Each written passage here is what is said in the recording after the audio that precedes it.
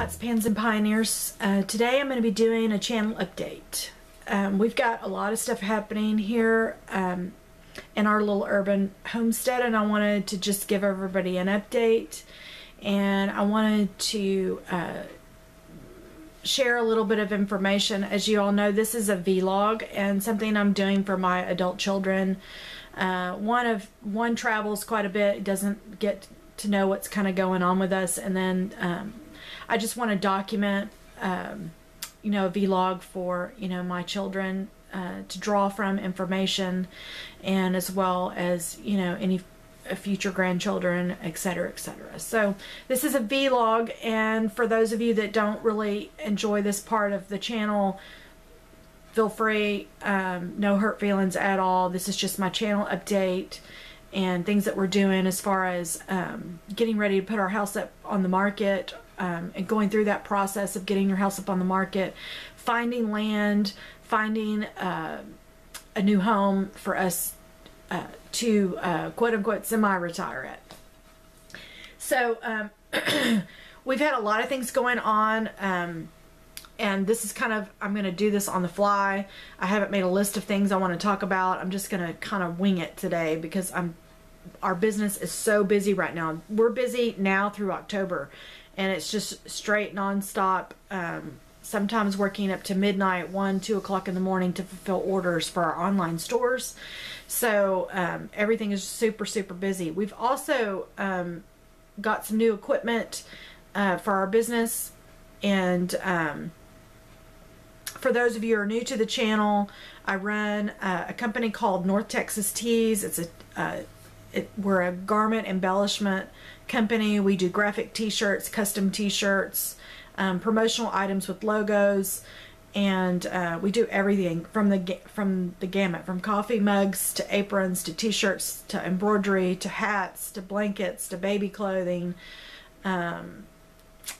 So I do keep up with the trends, and I'm constantly having to research, you know, what those are. It's a viable part of our income, and I run 5 online stores. You're welcome to check out northtexastees.com, and if I can help you with anything to help your YouTube channel or run a small business that you're doing as an income as a homesteader, please feel free to reach out to me. I'm happy to help you. We got a vinyl cutter. My husband actually bought the vinyl cutter for me out of a bonus check that he got, and it's a 24-inch vinyl cutter. I'm going to talk about that on our YouTube channel for our business called North Texas Tees. It's a YouTube channel, so if you're more interested in that side of the business that we run, we're going to be posting, we've got a couple videos up, and we're going to be posting more and more videos as much as I can do while still maintaining this channel and running our businesses. So my husband has a full-time job, and in just a few months he will be there 20 years, and we will be transitioning him out of that corporate or tech job into a full-time with me, and we will be taking our business to our homestead location, and we'll be running that from our homestead as part of our viable income. So what we've got going on with the house, we have started getting bids for renovation here. We have done some shopping on front doors and decided to go with Lowe's. My husband is a veteran, and so he gets a significant discount with Lowe's, especially when things are on sale. So if you find something on sale at Lowe's and you're a veteran, you can get an additional 10% off of that. So if it's 25% off, you get 35% off, and et cetera, et cetera. So we are making Lowe's compete with any contractors that we would have come in to our home. We're bidding those against each other to see which we can have the best deal. And we've scheduled, paid for, and have ordered our front and back doors on our home. They need to be replaced. They're original to the house, and this home was built in 1991. So doors tend to take you know, wear and tear. And I'm going to video part of that process of the installation and show off the old door versus the new door, and you'll get to be a part of that. Excuse me. I have a lot of allergies. The back door as well. We're getting storm door and regular doors put on to try to enhance the value of our home. We also have been bid out our master bath and our kitchen, and we are going over those bids currently. We have planned to have Lowe's come out and do a measurement on the kitchen for kitchen countertops, and we're probably going to be purchasing cabinetry from them as well, as we're going to do that full install.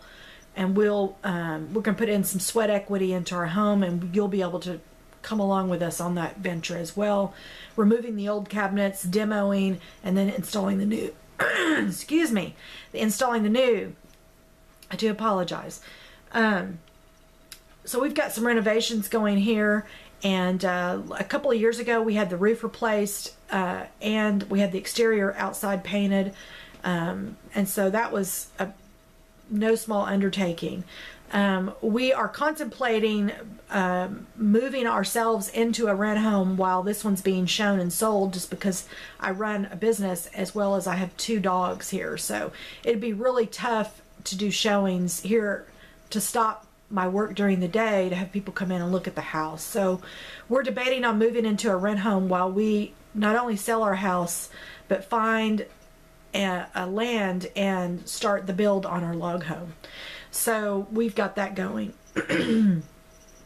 I wanted to add at the I'll be doing some more cooking videos and putting out more reviews on movies and products. I do have those videos. I have to sit here and edit them and go through them and make sure that, you know, they're presentable, and those will be coming up soon. I've also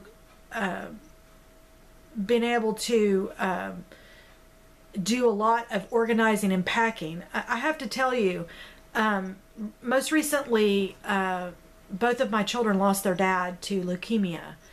And so we've been going through that. My ex-husband has passed away at a very young age of 59, and he was very sick for a very short period of time.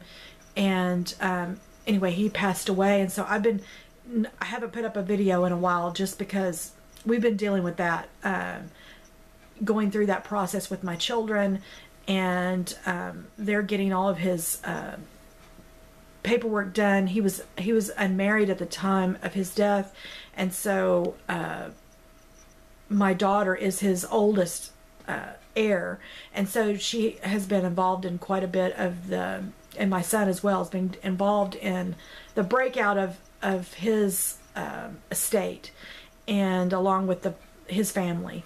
And so we've been doing lots of going through old pictures, going through old movies, things that, you know, that we had when they were small children.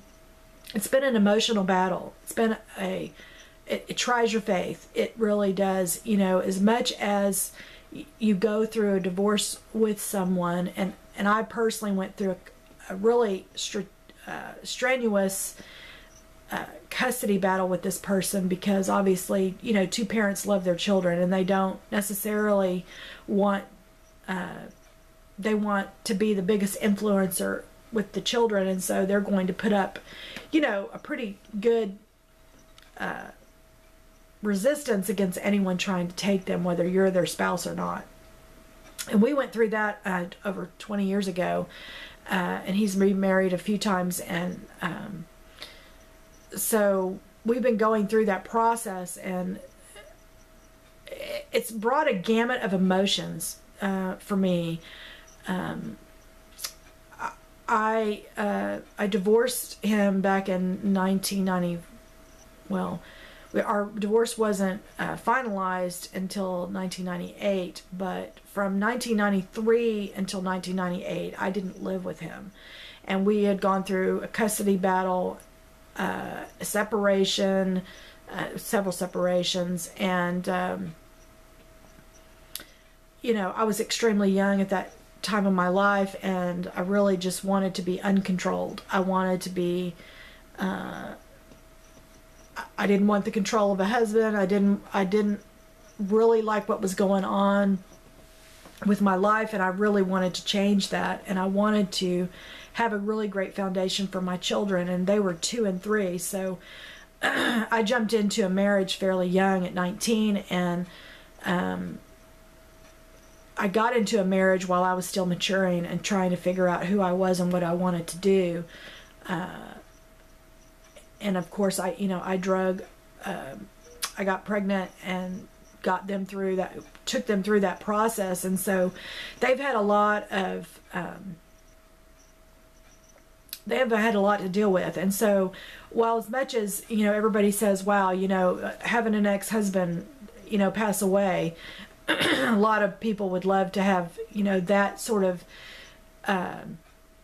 resistance in their life removed. Be so careful as to what you ask for, because, removing a parent from a child's life, especially when the child loves that parent and respects that parent, and they're juggled between two parents they love, it's so easy for you to say, I wish, they were dead, and then when it actually happens, you regret those things, because you're not really understanding that your children have lost a parent. They've lost who they've come from. They've lost some of their foundation has been shook.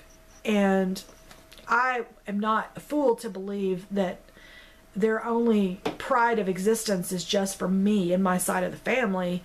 It is also from, another person. And it's been an emotional situation with my children. And, and if y'all are watching this, I love y'all. I would never wish pain in your life. I'd never wish something that would be good for me and painful for you. And I didn't think I realized that until all of this sort of happened to you. And